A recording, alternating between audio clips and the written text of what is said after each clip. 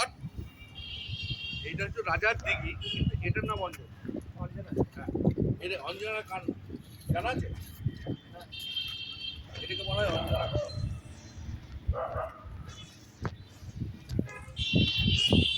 হ্যাঁ, এই যে দেখতে পাচ্ছেন এইটাকে বলা হয় অঞ্জনা খাল, কিন্তু আমরা এটা সাধারণত নামকরণ হিসেবে হচ্ছে রাজার দিঘি। এই রাজার দিঘির অর্থটা হচ্ছে তোমার এটাকে অঞ্জনা খাল বলে।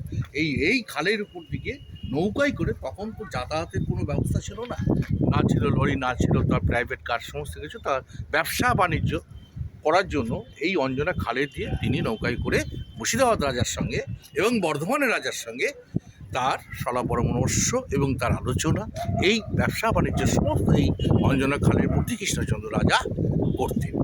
এই মূল মানে তখন এই যে পথ, জলপথ যে ব্যাপারটা, তখন এই কৃষ্ণচন্দ্র রাজা বহরমপুরে, এই তোমার মুর্শিদাবাদের রাজা প্লাস বর্ধমানের রাজার সঙ্গে সমস্ত বৈঠক বছরে একবার দুবার করে তিনি যাতে, এবং ব্যবসা বাণিজ্যও তিনি করতেন।